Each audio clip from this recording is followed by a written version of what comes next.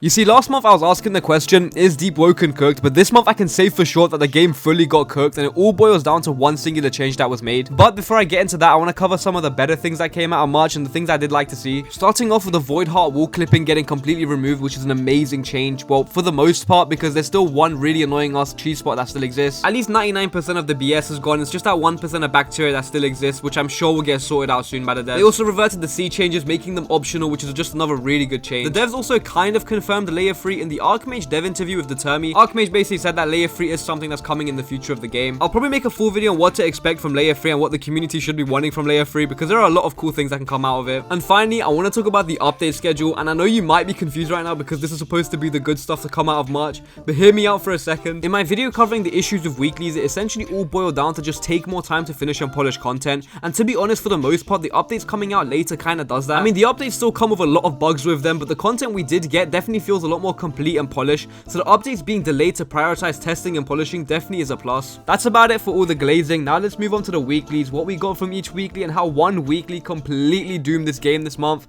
Oh my god, I'm sick of saying weekly. Okay, so the first weekly was just a bunch of balancing, which is amazing to see. And the balancing was mainly for ganks, and as someone who basically plays the game just for the ganking experience, this was honestly a blessing to see. There was so much balancing that update, they had to add in a whole new section called balancing highlights just to showcase the MVPs of the patch. It was specifically targeted at focusing the issue of infinite tempo and ganks and a bunch of other issues of ganking. Specifically targeting mages and players who just spam mantras and don't do parry trades, which made ganking immediately after this update amazing. The second update of March, we got a lot more content, and with it, we got a 12 range bow. Honestly, this weapon was absolutely insane. I don't have anything too bad to say about the bow. It's a cool weapon with a cool crit, but the 12 range is very annoying. We also got some new outfits that are pretty strong. For example, we got this squibble armor, which is incredibly annoying to craft, but if you do get it, your crit now dazes on hit and also gives you squibble armor, which makes you nullify all mantras. And having strong armor like that is actually amazing for the game because it pushes people to change their outfits and not always run the same ones in all their builds. And finally, which is honestly probably the biggest change they've ever done in Deepwoken's history, and that's to completely rehaul the iconic UI. Honestly, seeing the original stat sheet go kind of brought a tear to my eye. I wish there was an option to revert back to it because I would be on that shit.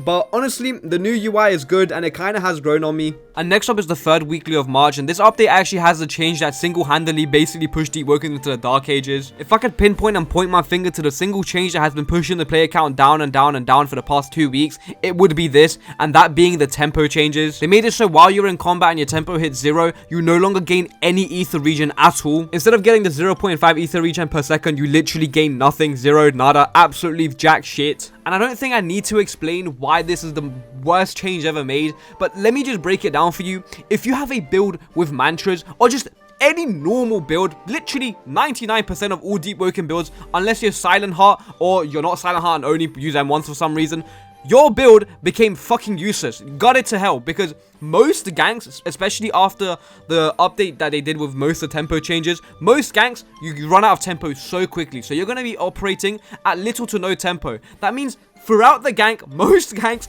you're not going to be able to use any mantras at all. And this doesn't apply only to ganks, because basically every single chime match I've gone into for the past like 2 weeks has always gone to 5 minutes, because both sides always run out of tempo in the first like 1 to 2 minutes, and then it just becomes a parry trade session for the next 3 minutes, and it's just miserable. Honestly, this change just needs to outright get reverted. This is on the same brain-numbing level as the fast blade change, so yeah, please revert this because the game feels like shit right now. Before I move on, I just want to put it out there, I literally can't boss raid right now because of this change. One of my main types of content that I like to do on this channel, I just straight up can't do because I run out of tempo way too quickly and I have no ether to cast my mantras. So yeah, get this shit gone. Other than that, we did get a Carnival of Hearts fix, which is honestly crazy to see because after months of it just not working, it finally works how it's intended to. And to be honest, the game mode is actually fun. And finally, moving on to the fourth weekly. From the fourth weekly, we basically got a whole overhaul on the customization aspect of the game. And with that came Fried Duke, which is probably the best thing I've seen all year. I mean, look at him. He's fucking zooted.